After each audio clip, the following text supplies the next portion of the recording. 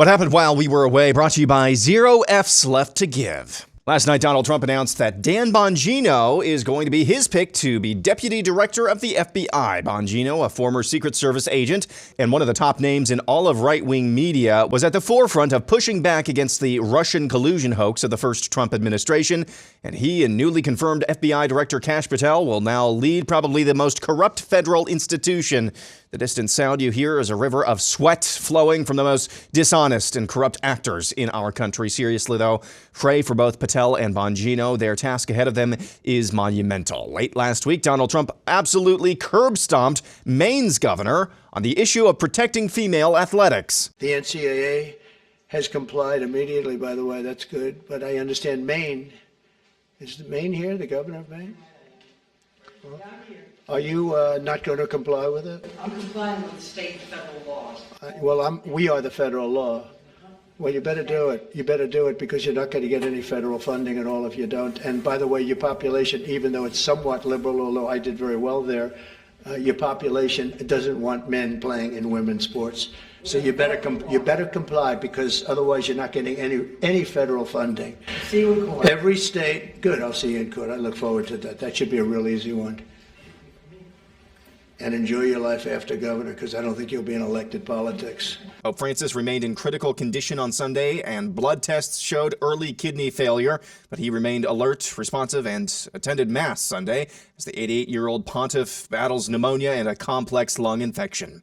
Provisional results confirmed that mainstream conservatives led by Friedrich Merz have won Germany's national election, while Alternative for Germany nearly doubled its support, the strongest showing for a right-wing party since World War II in that country. Over the weekend, Ukrainian Green Shirt President Volodymyr Zelensky said he sees all the aid he's gladly accepted from the United States as grants and not loans. Secretary of State Marco Rubio tells Catherine Herridge there's a pretty serious underlying trust issue with Ukrainian leadership when it comes to the minerals proposal. Because we had a conversation with President Zelensky, the vice president and I, the three of us, and we discussed this issue about the mineral rights. And we explained to them, look, we want to be in a joint venture with you, not because we're trying to steal from your country, but because we think that's actually a security guarantee. If we're your partner in an important economic endeavor, we get to get paid back some of the money the taxpayers have given, close to $200 billion.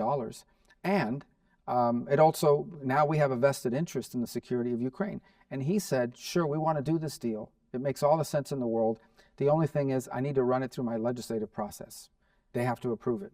I read 2 days later that Zelensky's out there saying, I rejected the deal. I told him, no way that we're not doing that. Well, that's not what happened in that meeting. So you start to get upset by somebody. We're trying to help these guys. Attorney General Pam Bondi says the Jeffrey Epstein client list is sitting on her desk right now. A new Gallup poll shows 1 in 10 adults now identify as some color of the rainbow flag. Totally natural phenomenon.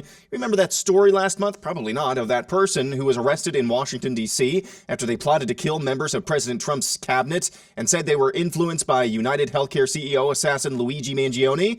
Well, you're never going to guess how this story ends. That person who was arrested is a dude who thinks he's a woman. Ryan Michael English from Massachusetts, who goes by Riley English, was arrested late last month and remained in custody after his initial court appearance. The story, of course, has gotten very little attention.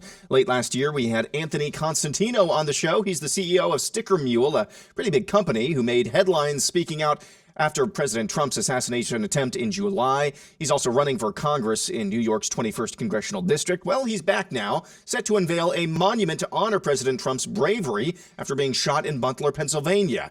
The statue is called Defiance Monument and was handcrafted by sculptor George Lundeen of Loveland, Colorado. It'll be donated to the Trump International Golf Course in West Palm Beach. And finally, a left-wing comedian went to CPAC, and this interview didn't go the way he was expecting. Do you actually work for ICE? No, not at all. Nope. Explain the outfit. It's $29.99 on Amazon. I would recommend buying a small if you're my size. This one's a little too loose for my liking. But yeah, if you want some entertainment, wear this and go to a Home Depot in a sanctuary city like where I live right now, Washington, D.C., and you'll see all the illegals. Not all of them, but you can maybe see a lot of them start to run away. And you feel like a group fitness instructor. It's really good. And you actually think that's funny? I think it's hilarious. Absolutely.